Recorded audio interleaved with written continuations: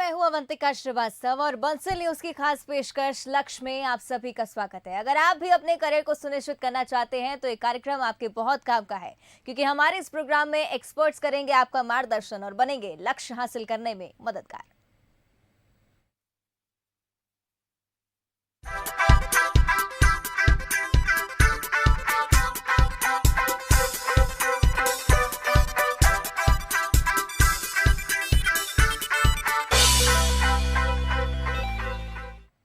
तो हमारे खास कार्यक्रम लक्ष्य में हम उन लोगों से आपको रूबरू कराते हैं जो शिक्षा के लिए बेहतर काम कर रहे हैं, छात्रों के मन में करियर को लेकर उठने वाले सवालों का जवाब देते हैं और कैसे शिक्षा का स्तर बढ़े इसके लिए निरंतर प्रयास कर रहे हैं। लक्ष्य की इस खास पेशकश में आज हमारे साथ मौजूद हैं शैलेंद्र धाकड़, जो कि विवेक जागृति स्कूल मंडीदीप में मैथ्स के टीचर हैं। साथ में मौजूद हैं निधि पांडे, जो कि विवेक जागृति स्कूल में 12वीं की स्टूडेंट है। लक्ष्य में आप दोनों का ही सबसे पहले बहुत बहुत स्वागत है।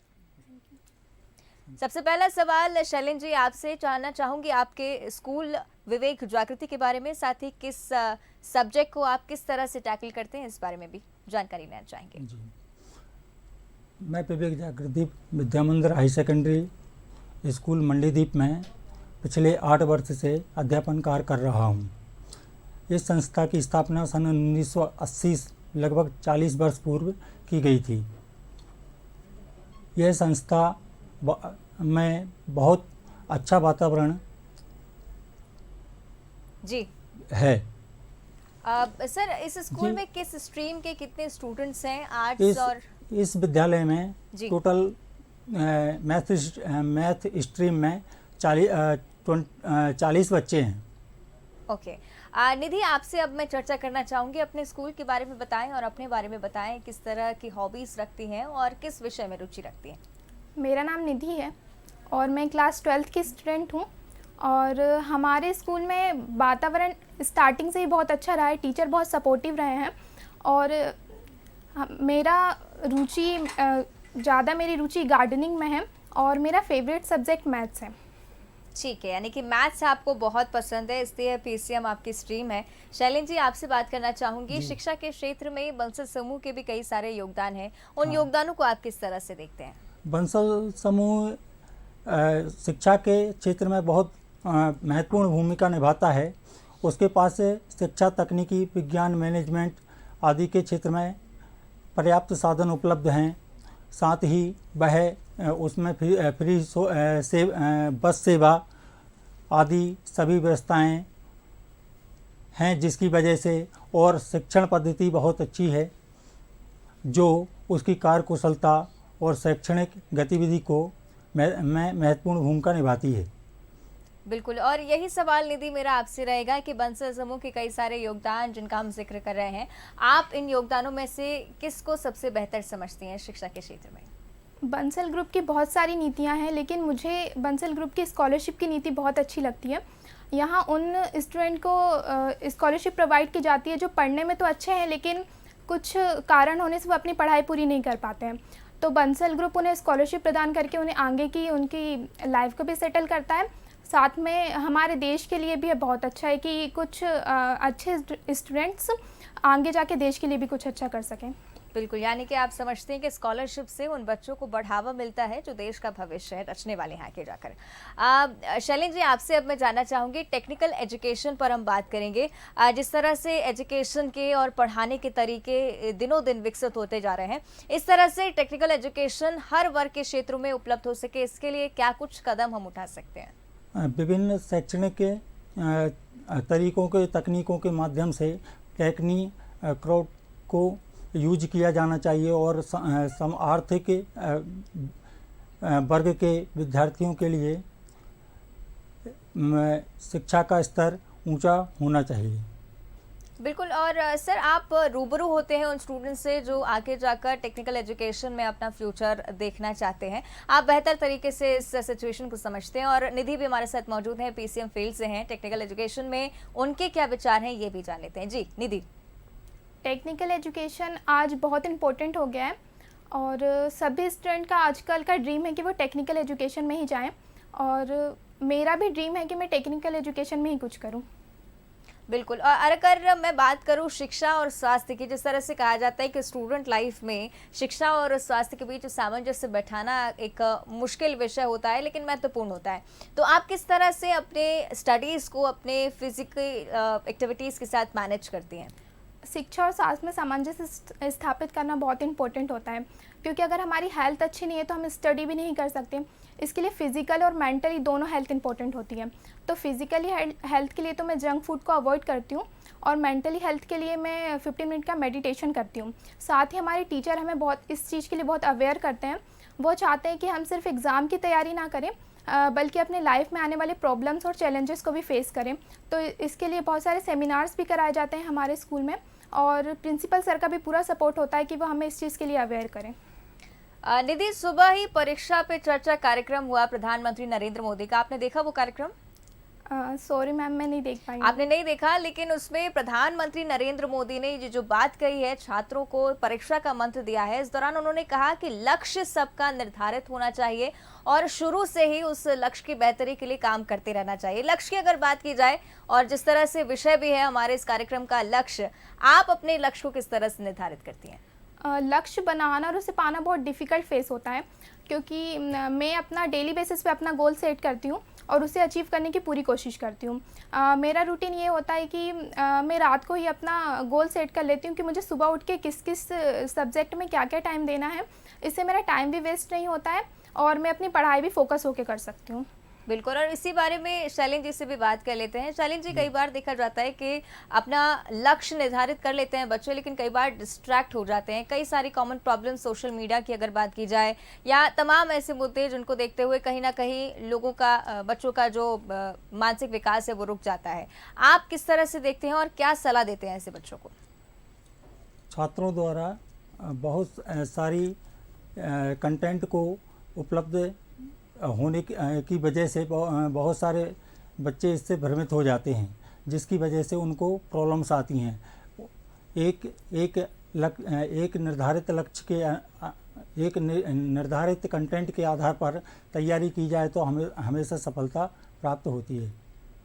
साथ ही सर, अगर करियर काउंसलिंग की बात की जाए, किस तरह से आप उन बच्चों को मोटिवेट करते हैं? क्योंकि कई सारे ऐसे बच्चे जो पेरेंटल प्रेशर के चक्कर में या तो अपना लक्ष्य चेंज कर देते हैं, या फिर कई बार पीयर प्रेशर उन पर इतना होता है कि दोस्त ये सब्जेक्ट ले रहा है तो इसलिए मैं भी ये ले लेता हूँ। आप उन बच्चों को क्या सलाह देंगे? बच्चों को अपने योग्यता के अनुसार सब्जेक्ट चूज करना चाहिए, और जो उनकी एक्टिविटीज़ हैं, जो उनकी प्रतिक्रिया हैं, उनके आधार पर उनको सब्जेक्ट चेंज करना चाहिए। बिल्कुल, यानी कि अपने इंटरेस्ट को सबसे ज़्यादा फोकस में रखकर ही बच्चों को निर्णय लेना चाहिए। बिल्कुल। निधि से भी अब बात कर लेते हैं। निधि, सोशल एक्टिविटीज़ की अगर बात की जाए तो बच्चों को काफ़ी ज़्यादा इंटरेस्ट होता है। एकेडमिक्स तो होता ही है फोकस करने के लिए, लेकिन एक्स्ट्रा करिकुलर एक्टिविटीज़ की अगर बात की जाए तो आजकल बहुत सारे बच्चे जो आर्ट्स में भी, डांस या सिंगिंग में भी अपना करियर ढूंढ लेते हैं। आपका क्या मानना है इसको लेकर? ये उनकी रुचि पर डिपेंड करता है। अब सबकी रुचि डिफरेंट होती है और सबको अपना करियर उसी हिसाब से डिसाइड करना चाहिए। अगर हम मैथ्स स्ट्रीम ले लेते हैं और अगर हमारा उसमें मन नहीं है तो वो लेने का कोई फ़ायदा नहीं है। तो हमें वही सब्जेक्ट चूज करना चाहिए या वही एक्टिविटी करना चाहिए जिसमें हमारा इंटरेस्ट हो और हम उसे अपने पूरे मन के साथ करें। आगे आपसे ये भी जानना चाहूँगी कि पिछले दिनों कोरोना काल रहा और बच्चों के लिए एक मुश्किल समय था, क्योंकि ऑनलाइन क्लासेस जारी थी। किस तरह की कठिनाइयाँ आपको फेस करनी पड़ी? स्टार्टिंग में ऑनलाइन क्लास में इतना कुछ समझ नहीं आ रहा था कि ये हो क्या रहा है। फिर जैसे जैसे आगे हम ऑनलाइन क्लास लेते गए तो फिर पता चला, साथ में टीचर ने भी बहुत सपोर्ट किया। हम मतलब टीचर का ऐसा बिहेवियर था कि हम उनसे बाद में मैसेज करके कॉल पे अपने प्रॉब्लम या डाउट सॉल्व कर सकते थे, और हमारे रेगुलर टेस्ट लिए जाते थे तो इतनी प्रॉब्लम नहीं आई। मतलब ठीक था वो, ऑनलाइन क्लासेस भी ठीक थी एक हिसाब से। बिल्कुल, कठिनाई आई, लेकिन अब लोग इससे उभर रहे हैं धीरे धीरे और कोरोना काल से भी हम वापस लौट रहे हैं। लेकिन शैलेंद्र जी, आपसे मैं इस बारे में चर्चा करना चाहूँगी, ऑनलाइन क्लासेस के दौरान टीचर्स को किस तरह की डिफ़िकल्टीज फेस करनी पड़ी?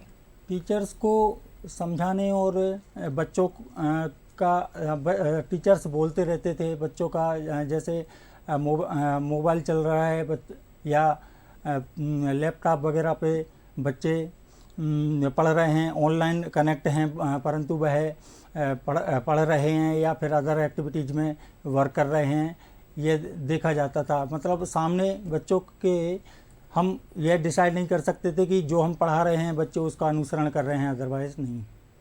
बिल्कुल। और मैथ्स की टीचर हैं आप शैलेंद्र जी, यूजुअली अगर कोई थ्योरेटिकल सब्जेक्ट हो तो आप ऑनलाइन क्लासेस में उसे इजीली टैकल कर सकते हैं, लेकिन मैथ्स एक ऐसा सब्जेक्ट जिसमें वाइट बोर्ड की ज़रूरत होती है, स्टूडेंट की कंसंट्रेशन की ज़रूरत होती है, तो किस तरह की कठिनाई आई और कैसे आपने उससे डील किया? बच्चों को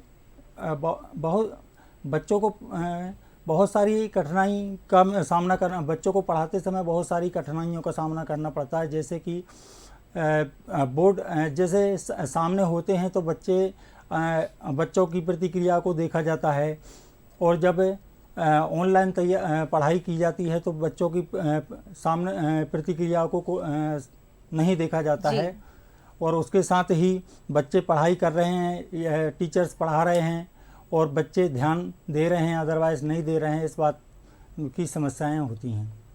बिल्कुल, कई सारी समस्याएं थी, लेकिन धीरे धीरे सुधर रहे हैं सभी।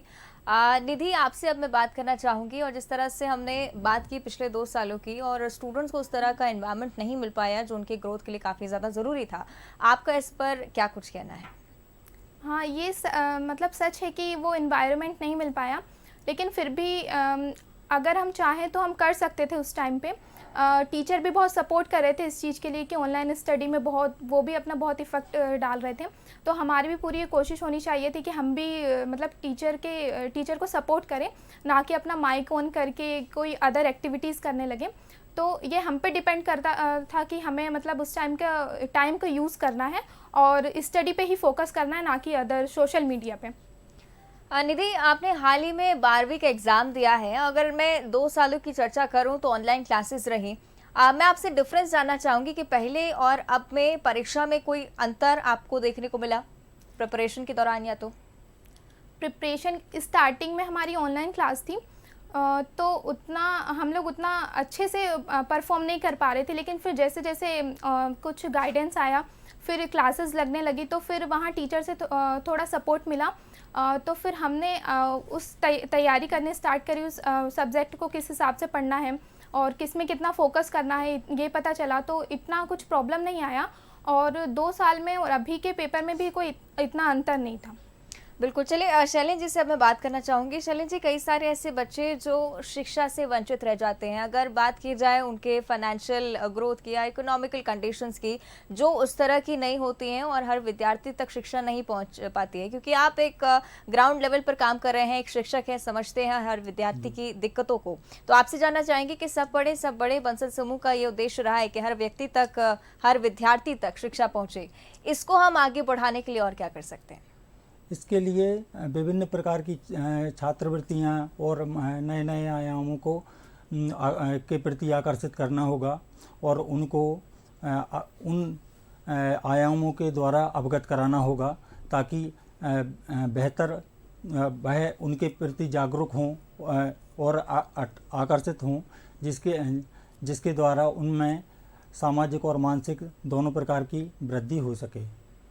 बिल्कुल, यानी कि ज़रूरी है इस तरह से बच्चों का ग्रोथ, और कह सकते हैं कहीं ना कहीं सेमिनार्स और वेबिनार्स के ज़रिए भी आप बच्चों तक पहुंच सकते हैं, और शिक्षा हर विद्यार्थी तक पहुंचे, इसके लिए बंसल समूह भी लगातार प्रयास कर रहा है। निधि, आपसे बात अब मैं करना चाहूँगी, सोशल मीडिया पर हम बात करेंगे, किस तरह से देखती हैं इस प्लेटफॉर्म को और कितना इम्पोर्टेंट मानती हैं एक स्टूडेंट के लिए?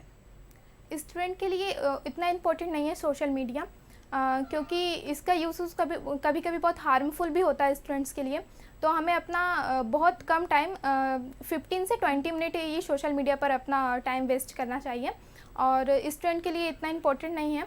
सोशल मीडिया यूज़फुल तो है, लेकिन वो इतना हम पे डिपेंड करता है कि हम उसका यूज़ किस तरीके से कर रहे हैं। तो स्टूडेंट को थोड़ा लिमिट में रह के उसका यूज़ करना चाहिए। बिल्कुल, यानी कि लिमिट में रह के ही सोशल मीडिया का यूज़ करना चाहिए। और प्रोफेशनली अगर मैं बात करूं, निधि, आगे जाकर किस प्रोफेशन में कदम रखना चाहेंगी आप? मैं एक IAS ऑफिसर बनना चाहूँगी। IAS ऑफिसर का आप सपना देख रही हैं सोशल मीडिया के लिए, लेकिन आप कह रही हैं कि आप चाहती हैं कि कम समय उस पर व्यतीत करें, लेकिन सोशल मीडिया आजकल एक काफ़ी इम्पॉर्टेंट साइट्स भी उपलब्ध करा रहा है जिनके ज़रिए बच्चों को नॉलेज मिलती है। क्या आपको नहीं लगता कि आप उनसे अछूती रह जाएंगी? तो हम सोशल मीडिया का यूज़ किस तरीके से कर रहे हैं वो हम पे डिपेंड करता है कि हम उसका यूज़ अपनी स्टडी के लिए कर रहे हैं या फिर अपने इंटरटेनमेंट के लिए कर रहे हैं। तो फिर अगर मैं स्टडी के लिए उसका यूज़ करती हूँ तो फिर वो मेरे लिए अच्छा है, लेकिन अगर मैं इंटरटेनमेंट के लिए उसका यूज़ करती हूँ तो वो मेरे लिए हार्मफुल भी बन सकता है। इसलिए जितना हो सके उसका कम ही यूज़ करना चाहिए। बिल्कुल, यानी कि सोशल मीडिया को एक बेहतर तरीके से यूज़ करना एक विद्यार्थी पर ही डिपेंड करता है। इस चर्चा को लेकर निधि ने जाहिर की इच्छा कि आगे जाकर वो आईएएस ऑफिसर बनना चाहती हैं। शैलेंद्र जी, इस संबंध में आपसे मैं जानना चाहूँगी, सोशल मीडिया पर आपके क्या विचार हैं? जिस तरह से बच्चे खुद को डेवलप कर पा रहे हैं एक तरफ, लेकिन दूसरी तरफ कई बार देखने को मिलता है कि डिस्ट्रैक्ट भी हो जाते हैं। क्या कुछ कहना चाहेंगे? उसका कारण ये है कि सोशल मीडिया पे बहुत सारे विभिन्न प्रकार की कार्यक्रम और आकर्षित करने वाली एक्टिविटीज़ होती हैं, और साथ ही क्या है, सोशल मीडिया एक अच्छा कंटेंट देने वाला माध्यम भी है और एक डिस्ट्रैक्ट करने वाला माध्यम भी है जी। उसका रीज़न ये है कि विद्यार्थी यदि उसको सही तरीके से, यूजफुल तरीके से उसको ले तो बहुत अच्छा उसको फ़ायदा प्राप्त होता है, और यदि वह डिस्ट्रैक्ट हो जाता है तो विभिन्न प्रकार की समस्याएं उसको आती हैं। बिल्कुल, बहुत ही गंभीर बात आपने कही कि डिस्ट्रैक्शन या कंसंट्रेशन दोनों ही विद्यार्थी के हाथों में होता है। शैलेंद्र जी, आपसे ये भी जानना चाहूँगी, ये भी एक गंभीर विषय है कि आईआईटीज़ और आई थिंक नीट का ये जो क्रेज़ है वो काफ़ी ज़्यादा बढ़ता जा रहा है दिनों दिन। एक छोटी उम्र में ही, स्कूल एजुकेशन की उम्र में ही बच्चों को आईआईटी प्रिपरेशन के लिए भेज दिया जाता है। इस चीज़ को आप किस तरह से देख रहे हैं? उसका कारण ये है कि बच्चों में बहुत ज़्यादा कंपटीशन आ चुका है। यह सब सोशल मीडिया और वर्तमान दौर को देखते हुए हो रहा है, जिसकी वजह से विद्यार्थी को जैसे यूट्यूब वगैरह आदि के माध्यम में बहुत ज़्यादा मतलब कंटेंट और कई प्रकार की मतलब प्रतिक्रियाएं देखने को मिलती हैं। बिल्कुल, इसके साथ ही निधि, आपसे ये भी जानना चाहूँगी, जिससे पिछले दिनों हमने देखा काफ़ी ज़्यादा डिफ़िकल्टीज़ फेस करनी पड़ी। हाल ही हम अपने 12वीं का एग्ज़ाम दिया है और आगे जाकर एक ब्राइट फ्यूचर देख रहे हैं। लेकिन मैं आपसे ये जानना चाहूँगी कि जिस तरह का कॉम्पिटिशन आगे जाकर आपको फेस करना पड़ेगा, क्या इसका एक गंभीर असर पिछले दिनों की जितना भी आप लोगों ने प्रिपेयर किया या जिस भी कंडीशन में आपने पढ़ाई की, उसका असर भी देखने को मिल सकता है? क्योंकि कॉम्पिटिशन आगे जाकर बहुत टफ होने वाला है। कंपटीशन तो टफ़ है, लेकिन ये हमारी आज की पढ़ाई पे डिपेंड करता है कि हमने किस तरीके से अपनी अभी पढ़ाई को किस तरीके से किया है। अगर स्टूडेंट अभी से ही अपनी पढ़ाई पे कंसंट्रेट नहीं करेगा तो आगे जाके उसे बहुत प्रॉब्लम होगी, क्योंकि इस टाइम पे हमारा माइंड पूरी तरह से डिस्ट्रैक्ट हो चुका है। हम अपनी स्टडी पे फोकस ही नहीं कर पाते हैं, क्योंकि हम जब मोबाइल चलाते हैं तो हमारा पूरा ध्यान उस पर होता है, लेकिन जब हम स्टडी करने बैठते हैं तो हमारा मन ही नहीं करता है कि हम स्टडी करें। तो हमें इस बात पर ध्यान देना होगा कि हम ज़्यादा से ज़्यादा अपनी बुक्स को टाइम दें, ताकि आने वाला फ्यूचर हमारा ब्राइट हो। बिल्कुल, फोकस पर आपने एक बहुत इंपॉर्टेंट बात कही है कि कंसंट्रेशन विद्यार्थी के हाथ में ही होता है। शेड्यूल में आपसे जानना चाहूँगी, क्योंकि कई बार कई बच्चे होते हैं जो टाइम टेबल सेट नहीं कर पाते हैं कि आखिर किस समय में उनको पढ़ाई करनी है, किस समय मोबाइल को टाइम देना है या घर वालों को टाइम देना है। आपका क्या शेड्यूल रहता है, किस शेड्यूल के तहत आप पढ़ाई करती हैं? मैं अपनी आधी पढ़ाई सोचती हूँ कि मैं मॉर्निंग में ही ख़त्म करूँ। तो मैं 5 बजे उठती हूँ और मैं 5:30 बजे तक मेडिटेशन वगैरह करके 5:30 बजे से मैं पढ़ाई करना शुरू करती हूँ। तो मैं अपना एक सब्जेक्ट मैं मॉर्निंग के टाइम पे ही कंप्लीट कर लेती हूँ। उसके बाद स्कूल से आने के बाद मैं स्कोरिंग सब्जेक्ट मतलब मैथ्स और इंग्लिश और हिंदी पे फोकस करती हूँ। उसके बाद फिजिक्स पढ़ती हूँ और सबसे लास्ट में मैं मैथ्स पढ़ती हूँ। बिल्कुल, शैलेंद्र जी, इस बारे में आपसे भी जानना चाहूँगी कि आगे काफ़ी ज़्यादा चैलेंजिंग वर्ल्ड बच्चों को फेस करना पड़ सकता है। इसके लिए आप कुछ सलाह देना चाहेंगे उन बच्चों को? हाँ, आगे चल के कंपटीशन इतना बढ़ गया है, जिसकी वजह से आगे चल के और बहुत सारे बच्चे लगातार कंपटीशन की दौड़ में बढ़ रहे हैं, जिसकी वजह से आगे बहुत ज़्यादा प्रॉब्लम्स मतलब बहुत ज़्यादा समस्याएं और कंटेंट बहुत ज़्यादा होने और बहुत ज़्यादा जी, यानी कि काफ़ी ज़्यादा डिफ़िकल्टीज़ आगे जाकर फेस करनी है बच्चों को, इसलिए प्रिपेयर अभी से होने की बहुत ज़्यादा ज़रूरत है। निधि, आपसे भी यही सवाल, अपने जैसे स्टूडेंट्स को आप क्या कुछ कहना चाहेंगे अंत में? स्टूडेंट को मेरा यही मैसेज है कि वो अपने गोल को सेट कर लें कि उन्हें आगे जाके करना क्या है, कि उनका उद्देश्य एकदम क्लियर हो। और अपने गोल को किसी भी विषम परिस्थिति में छोड़े ना, उसे पाने की पूरी कोशिश करें। बिल्कुल, बहुत ही अच्छी बात निधि आपने कही। बहुत बहुत धन्यवाद आप दोनों का ही हमारे साथ जुड़ने के लिए और बहुत अच्छा लगा आप दोनों से बात करके। चलिए, इसी के साथ हमारी इस खास पेशकश में फिलहाल इतना ही। कल फिर हाजिर होंगे एक नए लक्ष्य के साथ। तब तक के लिए आप बने रहिए बंसल न्यूज के साथ।